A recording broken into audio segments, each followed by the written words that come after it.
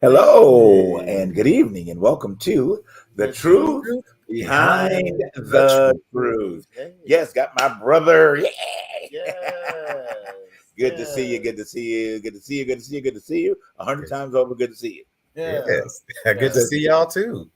so yes, somebody says better. It's good to be seen rather than viewed. yeah, yeah, yeah, yes, yes, yes, So I'm glad to see you. Well, anyway, everybody, let's welcome everyone. So, welcome to The yes. Truth Behind Behind the the Truth. truth. Indeed. Happy Saturday to everyone. We want to thank you for taking the time out, being a part of this another exciting show that we have with our special guest tonight. It's going to be a good show tonight.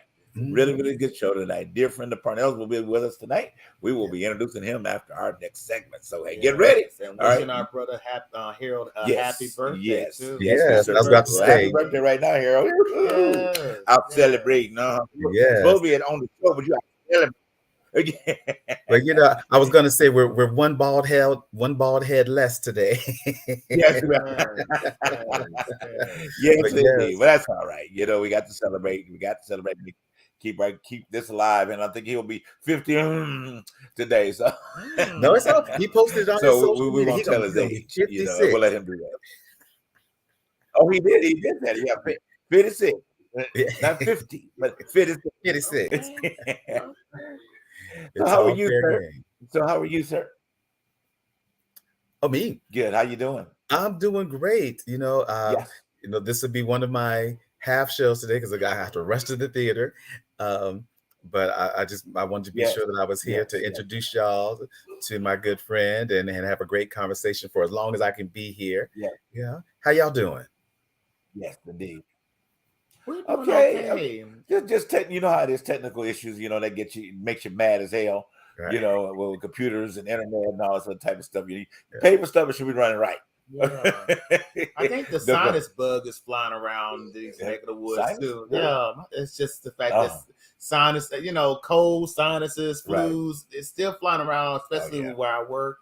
Well, So Mm. it's so I'm feeling kind of like woozy a little bit, but I'm not as worse off.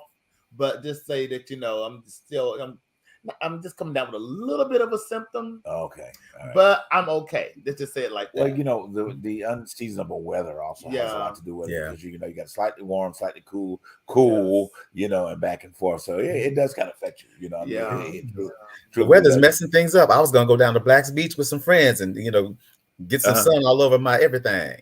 oh. And the sun didn't want to shine on your everything, did it? Now that's in San Diego, right? That's in San Yeah, Diego. Okay, yeah, okay, yeah, Yeah, the sun refused to shine. Okay, right. but that's okay. That definitely. Well, we're glad to have you here. Okay, Yeah. you're definitely glad to have you here. I want to remind everybody before we dig in tonight, definitely support us, support us, support us. Make sure yes, that you are please. liking and sharing on all of our social media sites. You have Twitter, you have YouTube, and you also have Facebook. And certainly you'll be able to start looking from posts coming from us on TikTok and Instagram. No, Instagram. Okay, so we want you to be a part of this growing family. We've got a lot going on, and we want you to be a part of every motion that we do. With that being said, we need your support as That's well. right. Okay, we have our support sites on Cash App. It is I'm sorry. What is it? TTVT show on Cash App. Okay. Mm. And at the truth behind the truth on Venmo. Uh-oh. Y'all having a little technical difficulties. They Sit froze up about on me. this. All right. Anyway, Oh, there we go. where we are coming out. I just saw what happened. This is it just makes me mad. Anyway, guys, bear with us tonight. If you see us freeze in a minute, it's one of those nights that the internet just don't want to act right. Okay, so we're kind of over there. But anyway, as I was saying, so definitely check us out on our site, Venmo, our site, and also on Cash App. We are TTTB show on Cash App as well. All right. So let's go ahead and dig in, fellas. Let's All go and right, dig see what we in. got to. Well, you know what we got to start with the orange first. Oh no, The no orange Cheeto, right, the please. orange, the new orange. Okay, No, orange face, orange jumpsuit. You know what I'm saying? All we got looking for some orange fingernails, and we'll be all no. right. Okay. But yeah, just we're not going to dig into this too much tonight. I mean, we said a lot last week. my point, we can all make our point, move on. My point is that I really want to kind of speak more to the insanity of the people that follow him. I mean, at the end of the day, I mean, because even after the arraignment, there's more and more stuff that's still being revealed. I mean, it's like something every day. CNN's got something coming up. Even Fox News has got stuff coming up, and there was the Washington Post that came up with stuff that's been going on. So if this man don't get locked up, I'm sorry. First of all, this country will be at war. I'm thinking among humanity, because it believe me, it will not be very pretty if this man does not get locked up, whether it's pre-running for president or whatever. But all of the scholars say that out there that he's not going to become president again. The word is out there on the streets that ain't gonna happen. As much as these people want to, think that he is and put that, it's not gonna happen. At the end of the day, it's just to set a mode to keep things in uproar. We got more things to do in this country except worrying about what's going on down Trump's world, even though it's put out there in front of us on a regular basis. Like I said, in my lifetime, I would have never ever seen an opportunity for a former person that lived in the White House to be in this type of position. Because Nixon almost got there. He almost got there, but he was wise enough to resign before he got it. So he got a guy. He put him with his butt out of office. Thank God for President Ford. I mean, well, he pardoned him. That was the sad part. For Nixon, this is history, guys. So this ain't the first time we've been around the block on this. This is the second time. But I think this is far worse than what Nixon, had done, at least at this point. Because Donald Trump was trying to overthrow the government, but we won't get that. Nixon is Donald Trump's favorite president. So this goes hand in hand. But I'm just hoping and praying that our judicial system works the way it should work. But it's just always I'm like that. I'm like, let's just say this. I'm like doubting Thomas right now. I have to see it to believe it. Straight to I just gotta see it to believe it. But how about you, Pernell? Well, I'm definitely like, I keep looking at, memes and stuff that are posting up, and they're talking about, in the 46 presidents that we've had, we've only had 71 indictments. All 71 are with president with number 45. Right. Okay. There's nobody before or since has been indicted. And that's the truth behind the truth. That's the truth. To be honest with you, it is. It'll be a real testament if we really mean no one is above the law or not with this case. Really? Yeah. Right. Exactly. I mean, I totally agree. But then again, we don't even know the rest of the indictments that are going to be coming down, because the Georgia one is very, very serious about infringing upon the election. And then January 6th. Oh my gosh. That's going to be the book going to be thrown so hard that it'll blow here in another direction. We're going to put that out there into the atmosphere. Yes. It's going to happen. Oh yeah. I ain't worried about it. It's going to happen. It's got to happen. But let's talk about let's move on from the oranges to new orange. Let's talk about the Tony Awards though. That's really interesting. Tony, with the writer strike and everything, they really pulled off a great show. They absolutely. Yeah, it was great. Between having an Afro-Latina hosting the show, Ariana DeBose is amazing. Second year. I love me some her. I love me some her. I think that I'm just proud of her, in terms of her success and her dedication. And she's been in the game a little while. It's not like she may be new on to the audience of different ones, but she's in, been on the game for a while, especially on Broadway. I mean, she was in Hamilton, and also she did she was the lead for the Donna Summer Story, as well. So she played Donna Summers, on Broadway as well. She was in one of my favorite movies, which is The Prom. I love that movie, as well. So she was, the lead in The Prom, as well. But so she's very, very, very good, very, very good. Ariana DeBose is just the awesome, But Alice Newell, though, his winning was very monumental for the non-confirmed. The non-binary. Non-binary. Y'all got to get it. Non-binary. But that right there was a great representation of what that looks like. Right. Because for so many people, it's confusing. But that right there was Charles had the video, though. I think Charles going to show us the video of his winnings. Okay. Yeah. Alex was awarded with the coveted Tony for Best Featured Actor in a Musical for the role of Lulu in the Broadway show Shucked. making them the first openly non-binary performer to win a Tony for acting. I have wanted this my entire life. I should not be up here as a queer, non-binary, fat, black little baby from Massachusetts. To anyone that thinks that they can't do it, I'm going to look you dead in your face that you can do anything you put your mind to. Wow. I call him, her, whatever, Jennifer Holiday of tenors. He has that range that is just so like wow. And to be honest with you, when he sung, I remember he was in one play where he was singing "Mama Will Provide." I swear you would have never thought that was actually, because he sounded so much like what Jennifer Holiday would have sounded if she would have sung that song. But he's been in the game since, you know, Glee, and you know, Leah Michelle, she was also there too. So it was a practical reunion right there. So on that though, y'all, I mean, give it up. He's been really doing it, especially with this show that he's been in. He's been really doing it. Absolutely. She's really doing it. Y'all know what? They. But you know what? That, like I say, a truth behind the truth, that right there is a learning and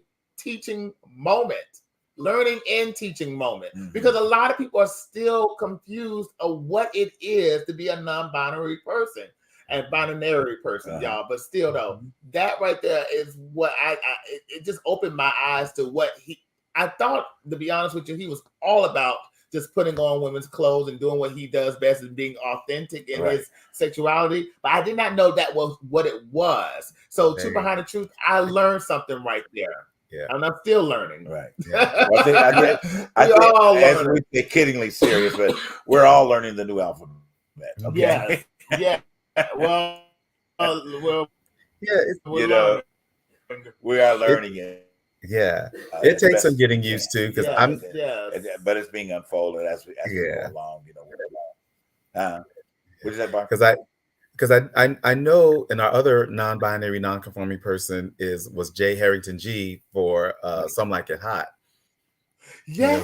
On an amazing gown, and it is a learning experience for all of us too.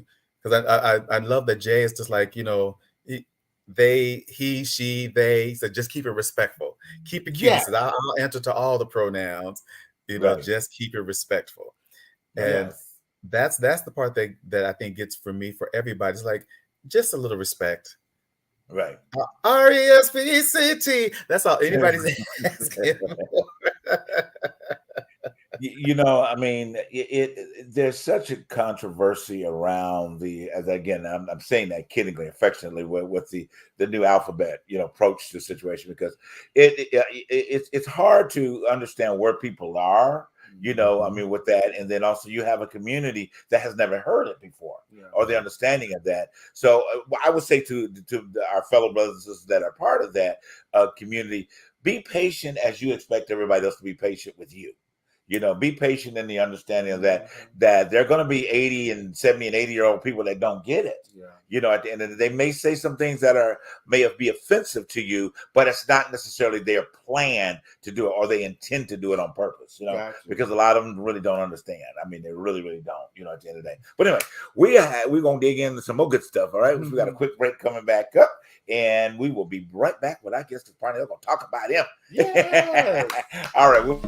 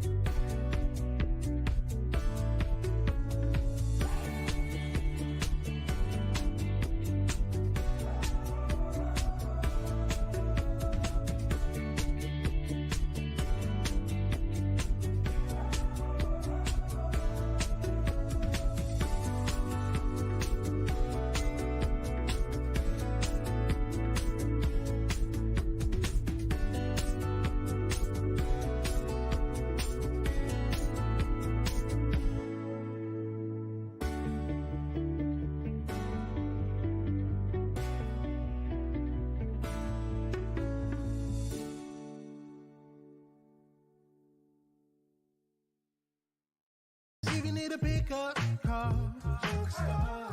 Yeah. If you need a dumpster or a demolition, call Junk Stars. Yeah.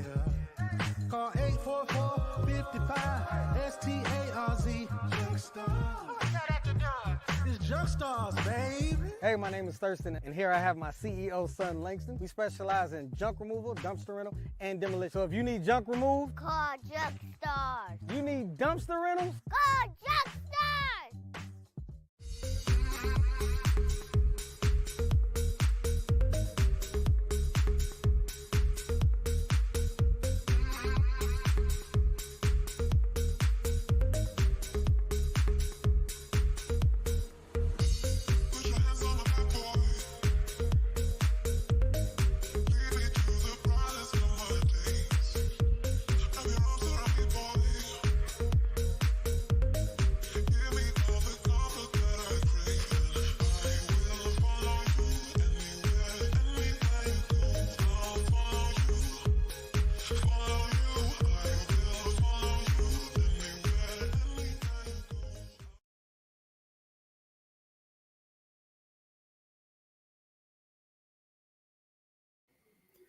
All right, and we are back. I love that Junk Stars commercial. Every time I look like, God, Junk Stars, it just makes me want to run and get rid of my junk. All right, so it is my honor to introduce our guest this week, my good friend, Terry Franklin. Terry, that's what I call him. I've never called you Terrence. It's always Terry. Hey, Terry. Hey, how you doing, Parnell? It's good to see you. I'm doing great. Hopefully JB and Dylan will join us in just a second. But in the meantime, I'm going to brag about you a little bit and let the audience know a little bit of your history and who you are.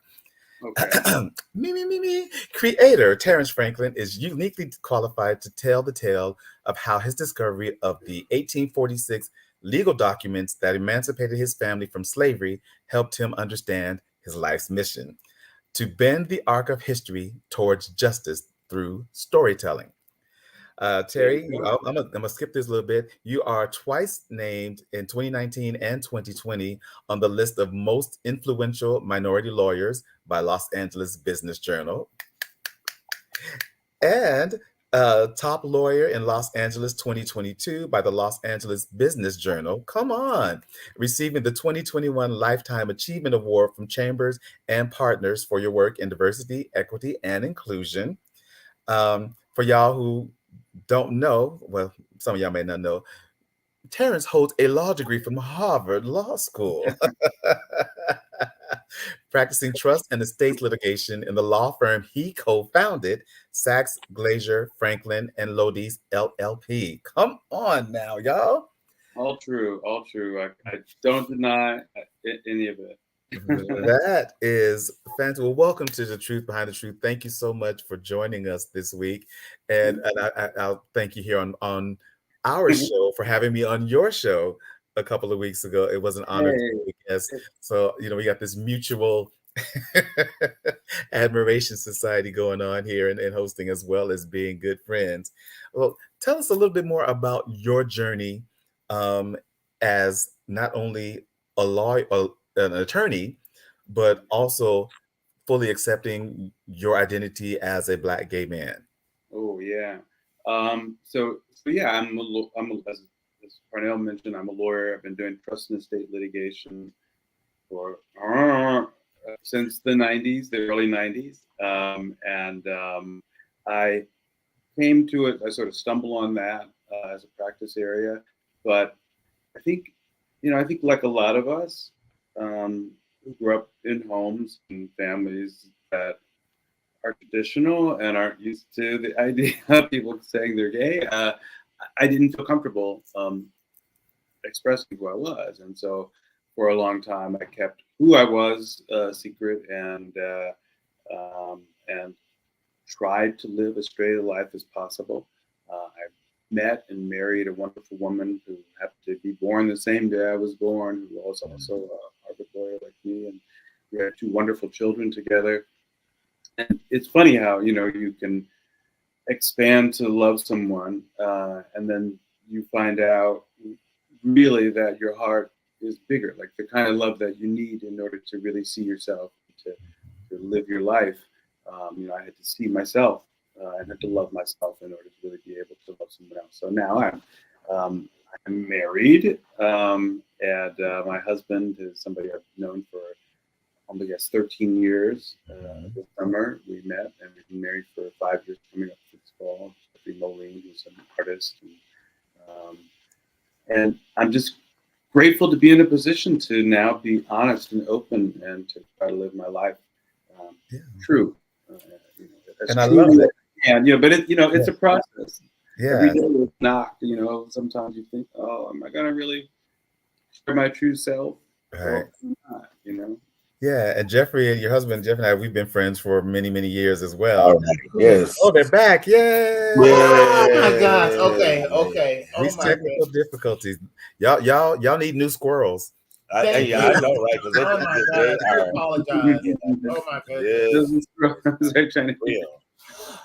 Well, Don't keep talking. We're sorry. Okay, we were just getting a little bit of Terry's history. Because I love, because I follow you on Instagram and social media and stuff as well. And so I love when you post the videos of your daughters, the beautiful, talented young ladies, and it's wonderful seeing you and Jeffrey with the girls together. And it's just like, look at this beautiful family. The love and support that I see you all sharing is so important to see. And I also wanted to talk about, your sort of the last will of Lucy Sutton, which is your fourth great grandmother. Tell us a little bit more about that. So yes, I'm always inspired by these daughters who are creative and who are actresses and have these professional careers, because it reminds me of I'm always thinking forward because of where we come from. And what I've been on is this journey to try to uncover the story of my great-great-great-great-grandmother, Lucy, who was described in a will as property. The mulatto slave Lucy aged about 45.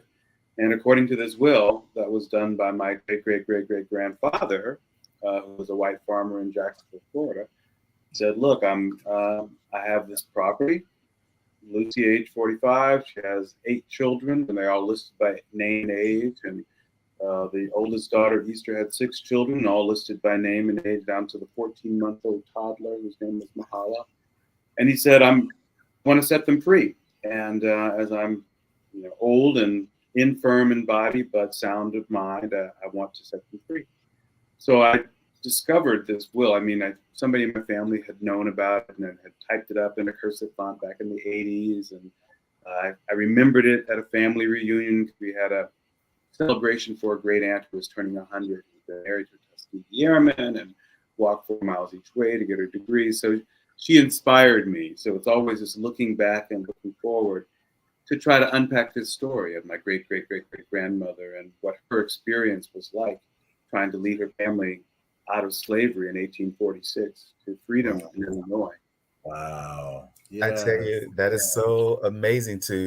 Our histories are so incredible that we come from, people who were enslaved to Harvard educated lawyers, who did a TED Talk. Right. Yeah, I got a chance to do a TED Talk last year, and inspired by the ancestors. And of course, the idea behind a TED Talk is we're supposed to try to come up with an idea worth sharing. And so they sort of help you focus it down. And the idea worth sharing that I was telling in my TED Talk, Bending the Arc of History Towards Justice, is that we all have a role to play in shaping history. And I want to talk about it. It's like we stand in the point between the past and the future, between everything that's ever happened and all that can be.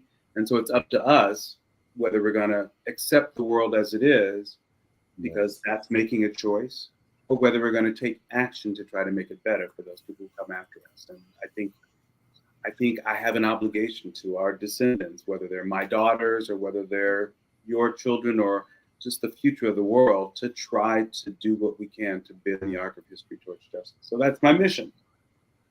Yeah. And I don't mean to cut you off, but listen, that is so impressive, because it reminds me of conversations that I have with people on a regular basis, and these guys know how I am. I'm always one that wants to see us do better. When you know better, you should be doing better. But it seems like it's a major struggle when information becomes typically in our community, and that could be because of trauma and necessarily the leadership that may or may not be in place. But my point of saying all of that is that, so where do you feel which has been the allegiance to the Black community, where do you feel that the church community, and where can it be better? More fire can be put up under their ass to do something better. That's a good question. At least, I had my challenge. I grew up in the middle of church, and we had my father was the president of the congregation. My mother played the organ and piano. I was the head of the youth group. My brother has a PhD in divinity, and so I grew up in the church, but I practice Buddhism is my spiritual practice, because when as a young person I would always say, I love Jesus, but I would always be worried about the people who never hear the word, and so I'd ask my minister, and the minister would be like, well, grace takes care of them, and I accepted that. But it took me a while to get to the point where, when I met my current my husband, he taught me, that we chant, like Tina Turner was another person who was practicing Nam Myoho Renge Kyo. And what you do is you're enlightening yourself with all of the forces of the universe, and you're looking at yourself, and you're trying to bring out your very best self, and you're trying to get other people to do that too. And part of that is a prayer for enlightenment from our ancestors back 7+ generations. And I think that's how I came to find my story. So I think whatever faith experience you have, you need to, because I've been in churches where that minister started talking about how feet of clay in the idols, the false idols, and he was basically saying gay people are this sin that stands in the way of getting to Christ. And so I always understood Jesus is about love and love for everybody. And so I think remembering that, if that's where you are. Awesome. And we have a little bit of your TED Talk. Can we roll that footage a little bit? Let's hear your wise words. My great-great-great-great-grandfather, John Sutton, was a white farmer in Jacksonville, Florida. According to his 1846 will, my great-great-great-great-grandmother was one of the people he owned. The will described her as his property, his mulatto slave Lucy, aged about 45. The will went on to set Lucy free along with her 8 children and 6 grandchildren, all listed by name and age, thus emancipating my family from slavery nearly 2 decades before the end of the Civil War. Well, uncovering the story of the will and Lucy's role in getting that will made and enforced taught me a lesson about the connections between humans, even across time, that we all have a role to play in shaping history. You know what? Let me. You know what? Beautiful, Yes. beautiful. Truth behind the truth. When I heard this presentation for the first time, I thought about Maya Angelou when she said, "We stand on the shoulders of our ancestors." Mm-hmm. I thought about that the whole entire time, and I also thought about the fact that my generation. I'm 35, and I'm thinking about the people in my age range and below. Are we taking for granted the struggles that our ancestors have had to go through? Because it wasn't too long ago, and my mom always told me this, in 1968, they had gotten the right to vote. That year, she felt like a full-fledged citizen of this country. Because of the situation that's going on right now within the political atmosphere, and our system is now in a fragile state, is it now the time for us to understand that we must get involved? It's so imperative. And I think our ancestors are reaching out and calling to us and telling us that this is this moment that we need to step up. And I've had, mystical experiences really that have told me that they are here with us. And here's a little religious thing. I always thought people die, they go to heaven, and then that's sort of it. And we hold them in our hearts. But when you really think about it, whatever matter exists of us from a scientific standpoint, before we come here, it's all over wherever. While we're here, it all comes together to make one you. This is the only chance you have to use this body to do whatever you're going to do with it. And once that's gone, once this life ends, that goes somewhere else. Well, our ancestors are in our DNA, right? So if they exist anywhere, they exist within us. And the fact that they survived and they overcame what they overcame, and that you are standing here is a testament to what we have the potential to do ourselves and what we have to inspire others and youth to do as well. This is why we're here. And you're right, Maya Angelou, I quote her too in the TED Talk, and our spiritual leader, Daisaku Ikeda, because this is really the moment for us to listen to our ancestors who are calling out to us. We're working on a musical piece, and like the ancestors, they sing to me like a siren song. They're calling out to us all the time. So we have to listen and to take action. And I love that. Also, despite I'm trying to get this in because I know I'm gonna have to go. So you gotta go.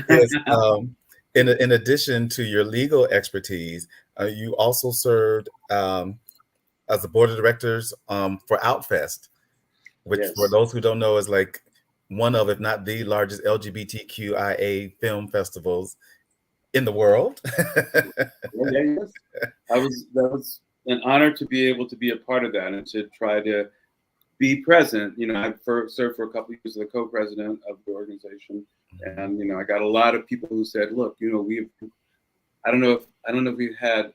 I think we may have had a co-president before who was Black, but at the time there were two co-presidents of color, and so I was really proud that we were able to represent and to encourage other people to step up, take advantage of opportunities." And I know, and you've also been working on some music in support of your Lucy Sutton project as well. I heard some of it, and I was just like, "Go, Terry! This is great to." Yeah, we were commissioned by the Oakland Symphony Chorus to create a music piece that sort of tells the story of Lucy. So we wrote a Lucy Sutton suite, a truth-telling in 4 parts that sort of tries to capture the essence of the journey that we've been on to uncover Lucy's story. And then we're some other fun pieces. So I'm turning 60 this year. So I'm one of those, the year I was born, it was Medgar Evers was killed. Martin Luther King spoke on the steps of the White House. JFK was assassinated later that year, and in between there, I popped out. And so I sometimes think about how I'm a product of that era. And the Dick Van Dyke. Good black don't crack, because you sure don't look 60. Right. Wow. Yeah, and I know we got to go on a break, and I'm gonna have to say goodbye to you guys. So Terry, if you can stay and chat with Dylan and JP, please do. You guys have a great rest of the show. I'm off to do a show. I got a show. It's a great show. If anybody's watching, go see this show. How many more are you gonna do? For the love of a glove, I've got one more weekend. Next weekend is my final weekend. So funny. It's hilarious. Thank you. And we'll see y'all. Well, they'll see y'all after the break. Yes, be right back. So we'll be right back after this break. Parnell, have a great show tonight, and we will see you on Wednesday. All right.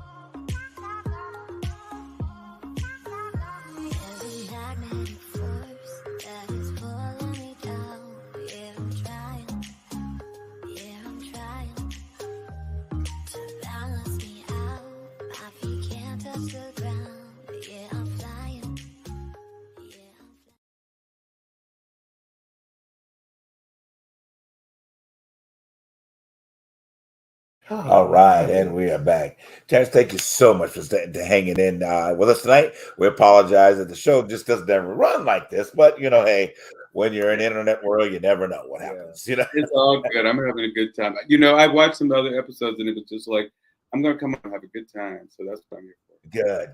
Excellent. Well, we thank you again for being a part of us tonight. Guys, support this gentleman, okay? And anything that he's got, and we will keep your information in the flow with us, so we can definitely put it up for the audience to view, at any given time. And do we want to remind you guys, you are tuned into the Truth Beyond Truth tonight. Remember, we need your support. Hit them cash apps.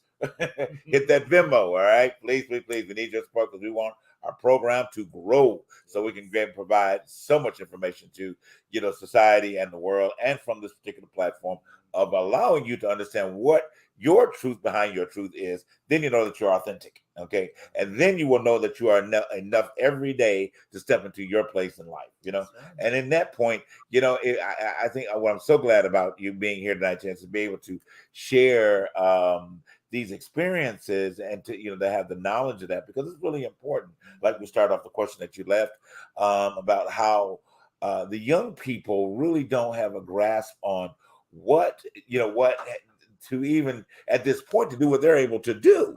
Because 60 years ago, 55, 60 years ago, it was not an available opportunity for them to do a lot of things that they do, at this particular point in time. I too I'm a product of that same era. So I do share in the thoughts of where you are, and the things that two things I want to bring up. Then we're going to get you have some questions for him. One, I love the fact that when you mentioned about standing on the shoulders of our ancestors, that's a very good, very powerful statement. But then also I want to bring it into just how Christianity in itself, in terms of how they like to throw scriptures out, and as you've been a PK kid and all that.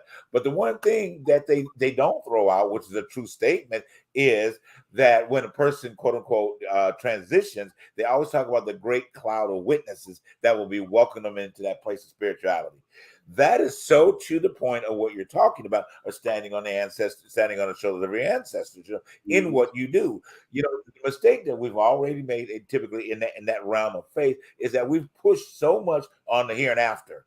You know what I'm saying? And then where the here and now is where your great point of life, your great point of faith, and everything that you do for humanity is right here. Because when you're on the other side, you can't do, like you said, you can't do nothing. Listen, as far as we know, maybe there's angels out there, but what we know is that we can make a difference while we're here in this body. And that's the whole point. I mean, that's why the golden rule is do unto others as you would have them do unto you. Man, look. I used to think of that as, that means if somebody hurts you or does something wrong to you, you're supposed to, sort of be nice. But the point is, you're always supposed to be doing unto others. You're always supposed to be serving others. That's what our humanity is about. We should always be trying to figure out how it is that we can be of service to humanity. And if you are doing that, then you don't have to worry about heaven. Heaven is, if you believe in heaven, you're going to go there. If you don't believe in heaven, then you are making heaven in this moment, because you are making this place what heaven is supposed to be. That's what I believe. That's my practice. Oh, absolutely. You mentioned again here, we're talking about the same era, because that was the thing that my mother always used to say to me. That was her golden rule. Okay, was the golden rule: do unto others as you'd have them do unto you. I mean, it's like she poured that on me like milk. Okay, and I've always tried to live my life that way, even in difficult situations, that it may be. One of the points, I know you got stuff you want to ask me, and being a part of that particular era of life, I always, my parents taught me to always love. You know what I mean? At the end of the day, no matter what you were facing or what you were possibly going through, always love. And what we did, I've shared this on the show quite a bit, but my dad, his vacation time typically was in January of each year. So we would travel from, and I'm originally from Michigan, but we would travel from Michigan down to Miami or Fort Lauderdale, Florida. But during the time in the 60s, I was a little baby, a young tyke. Okay, I'll put it that way. I remember that I wanted to stop at different places, along the route. Typically Tennessee, Kentucky, that particular route, and my mom used to say, "Well, baby, we can't stop in every place that you want to stop." And my favorite, yeah, I know, right? It's the real life green book, okay? Exactly. So, and I said, but she said the thing about it is there will come a time, and it's not too far off, that we will be able to go. And for those that don't want to love us who we are, you continue to love them, because the whole cycle is going to change eventually. I was like, wow. So prophetic in terms of what she said. Yes, we have our, that are currently, going on, within the realm of humanity. But I was telling the gentleman, I keep talking, I'm gonna shut my mouth. I have so many stories that come out of this. But I was telling the gentleman last night that was in my store, I said, the one thing that if we could all focus in on, typically men of color, we are the springboard to usher in the true light of life and love. We are the ones that should be doing, because number one, life started right here with this, with this face, with the face of my brother, with your face. Okay, life started in the central part of Africa by a man of color. Okay, at the end of the day, so if life started through that, then life will continue through that. Okay, and then the new birthing of this new life will come through that. So if men of color, I'm gonna say black men, y'all get y'all shit together so y'all can move into the place of kingship. Okay. Could move in the place of kingship, get the trauma out of your life. And if the woman ain't right for you, get rid of her. There's many more of them out there for you. Okay. Don't hey, many of them out there for you. All right. So get your life together so you can be a leader that you've already been called and destined to do. But I'm sorry, I keep running. Step into it. And I wholeheartedly agree with that sentiment. But I just wanted to ask this question. With the state of the QIA plus situation that's going on, and you mentioned Florida and all this stuff, and the situation with Governor DeSantis and some other states that are now harping on this don't say gay law and the trans situation that's going on, that is really unfortunate at this point in our lives, which is coming. Are you I would not say afraid, but are you? Well, I could say it like that. I could ask this: are you afraid of the state of where this is going, and where this situation with these states that are now taking on this? Are you afraid of, because in the same situation, we're in the same partner, same sex situation. We all need to be aware of this. But what are your sentiments on this? It's a troubling time. Both, the combination of treatment of LGBTQIA Americans and people of color. I mean, Florida, anti-woke laws. They just passed a law in Texas. Governor Abbott said no more DEI, no more diversity and equity and inclusion in any state employment stuff. We know affirmative action is up at the Supreme Court, and there probably will be a decision in the next 2 weeks that'll probably end up striking it down in schools. And, even though Florida, NAACP issued a warning for LGBTQIA and Black people that Florida is a hostile state, we're going to go there because the Association for the Study of African American Life and History, which was founded by Carter Woodson, the founder of Black History Month. They're going there in September, and they're going to have their annual meeting in Jacksonville, and they're going to make it a resistance conference. And really, if we don't claim our history and take advantage of the opportunity to say, yes, we are here, and our stories matter, they'll be hidden forever. And we know that there's resistance, and right. The women's the Daughters of the Confederacy set out to erase our history in after Reconstruction, because they want to honor this false narrative of the South winning this war that tore us apart. Right. We have to be there, and we have to be telling the stories. I know that was far off field from your question, but no. I think that's just where we need to be. And I think if part of my whole hope is to inspire people to listen to the history and put themselves in the frame of mind of people at that time. I got an email from somebody. Last week. I had the good fortune to be able to talk and tell my Lucy story at a meeting in Santa Fe to Colorado lawyers and then in Chicago. And somebody sent me an email afterwards, and she said, when I listened to you telling your story about this will contest from 1846, and there was a trial, and my great-great-great-great-grandmother Lucy was not able to. So what we have is a transcript from the trial, which is the judge's handwritten notes. And according to the judge's handwritten notes, there was a lawyer whose name was Gregory Yale, and John, my fourth great-grandfather, had an appointment to go into town to meet him because he was going to do this will.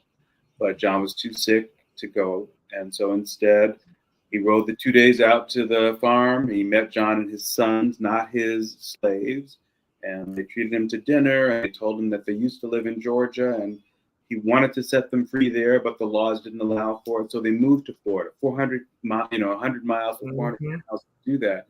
And so all of this story, somebody emailed me, and she said, thinking about this story, I was really in the mind frame of the 1840s, and I asked myself what I would have done if I had been there. I think it was a white woman, and I said, and the point is to then take that awareness and bring it to this moment, and ask yourself, are there moments, actions of oppression? Is there something that I'm accepting and living with as okay, just because it always has been, that I need to be saying no? I'm going to change this history. So that's really the goal, is to put people in that frame of mind and to cause them to rethink it and to move forward for a better future.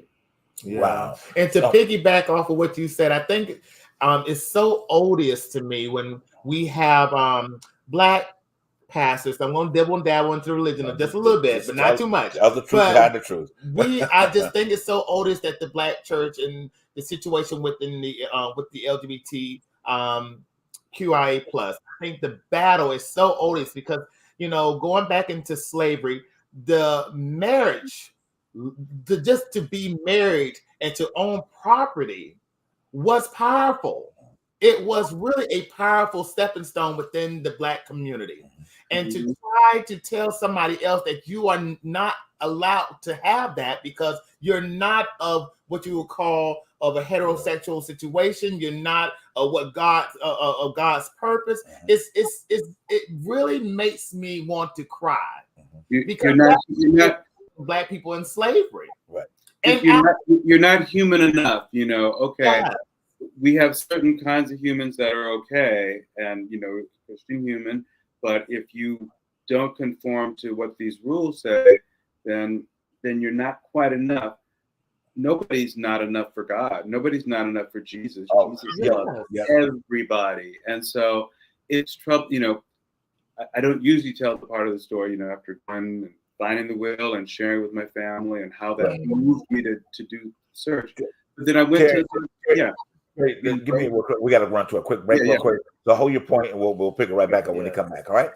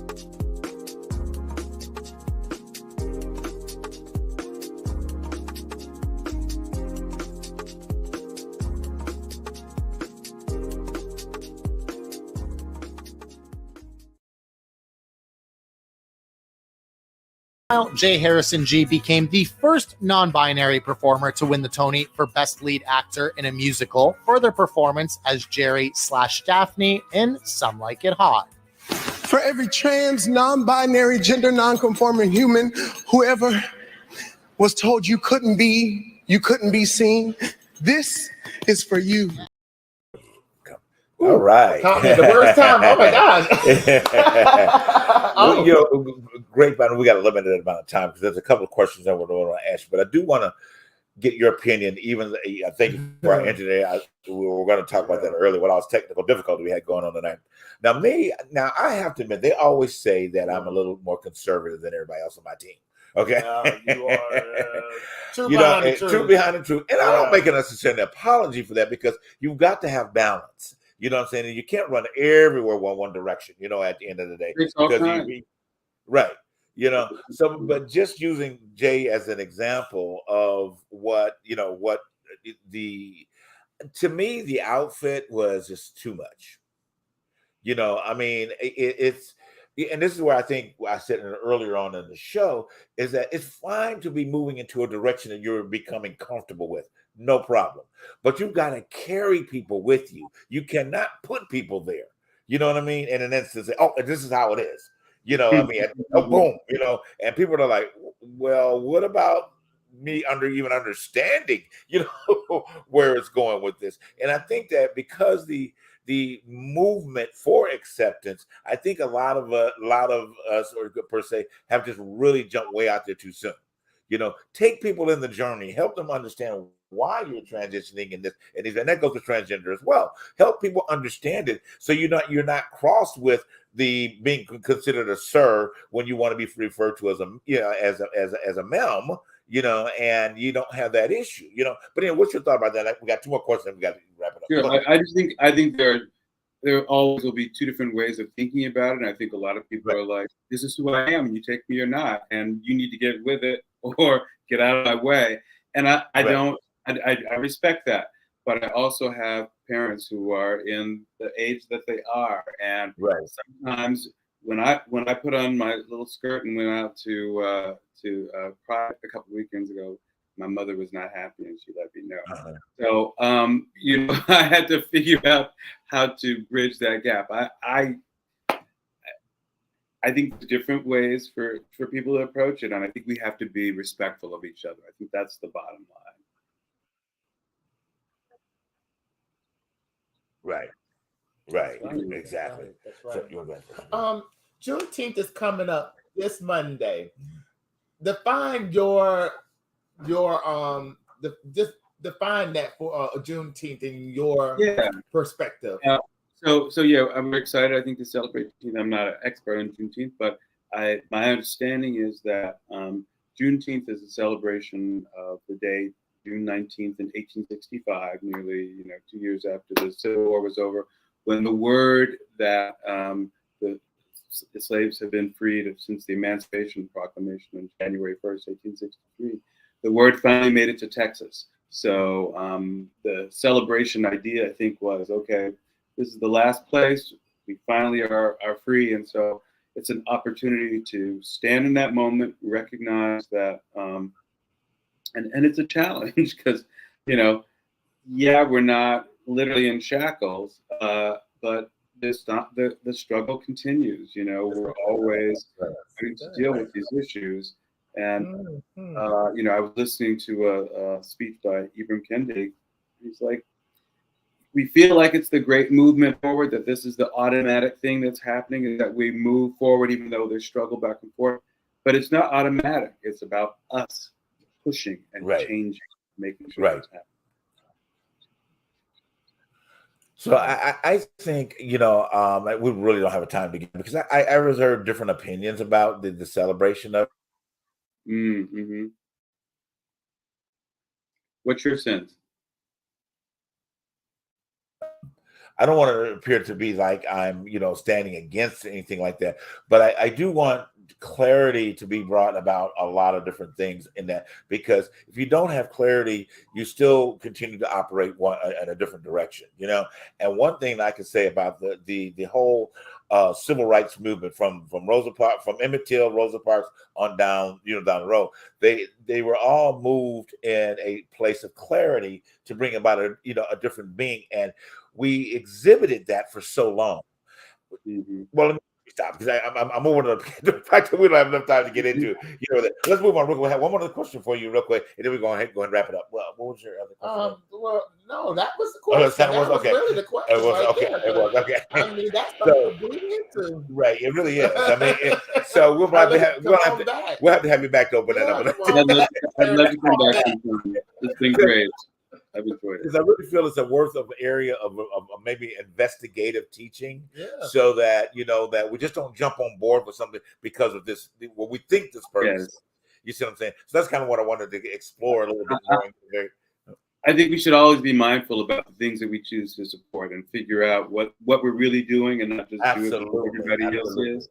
Absolutely. Because the way I sit back and look at it, I'm like, I started asking questions. Why are we having barbecue and watermelon now? You know what I'm saying? It's just a thing. What is that? What is that? And we see white people appropriating it too. Right. So exactly. So why are we? My thing is like, if you're gonna do it, have a purpose for doing it. At the end of the day, and then let this celebration be out of the truth of the essence of what you're moving forward doing. And sometimes you celebrate something of a past nature, you still think in the past. In order to go to all of the points that you mentioned today, we've got to have a forward attitude. You know what I mean? We've got to have a forward attitude. If we don't, we're stuck. Just like stuck in that particular time frame and information. Take maybe 15, 20 seconds just to give drop a little nuggets on the audience before we close out, and then and then we'll go from there. And just bring up from what you said. I think it's using the past to inspire us as a springboard for the future, claiming those legacies, those stories from the past. I think the White House they're doing, I think, taped a Juneteenth event. Right. But I think it's about the music and the celebration, but I think they're also talking about the history of where we came from and how that needs to inspire us to know that we have to make that difference, So, just be mindful. I'm agreeing with you that don't just jump on anybody's bandwagon. True. I thank you. I totally agree. Guys, this has been an awesome night. Derek, you're going to have to come back because we're going to dig in some more. Guys, thank you so much for tuning into the truth behind the truth tonight. It has been powerful, fun, and exciting. And hey, celebrate where you know how to celebrate. All right. We love you guys. We'll see you next week at this time. Bye-bye.